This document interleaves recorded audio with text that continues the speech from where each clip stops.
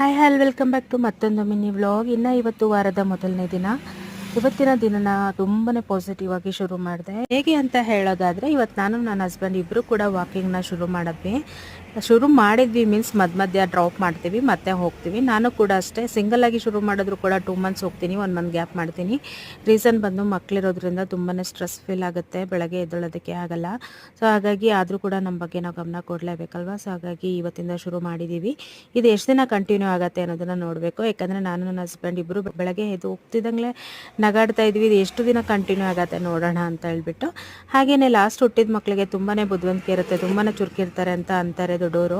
ಅದು ನಾನು ಪ್ರಾಕ್ಟಿಕಲಾಗಿ ನೋಡಿದೆ. ಯಾಕಂದರೆ ನನ್ನ ದೊಡ್ಡ ಮಗಳಿಗಿಂತ ಇವನು ಇದಾನಲ್ಲ, ತುಂಬ ಅವನಿಗೆ ಹಿಡಿಯೋದಕ್ಕೆ ಆಗಲ್ಲ, ಆ ಥರ ಮಾಡ್ತಾನೆ. ಆಮೇಲೆ ಅವ್ರ ಅಕ್ಕಂಗೆ ಹೊಡಿಯೋದಂತೆ, ಆ ಥರ ಎಲ್ಲ ಮಾಡ್ತಾ ಇರ್ತಾನೆ. ನಮಗೆ ಅನಿಸುತ್ತೆ, ಸೊ ಈ ಥರ ಮಕ್ಕಳು ಯಾಕಪ್ಪ ಮಾಡ್ತಾರೆ, ನಮ್ಮ ದೊಡ್ಡವರೆಲ್ಲ ಆ ಥರ ಮಾಡ್ತಾನೆ ಇರಲಿಲ್ವಲ್ಲ ಅಂತ ಅನಿಸುತ್ತೆ. ಅಂದರೆ ಇವಾಗ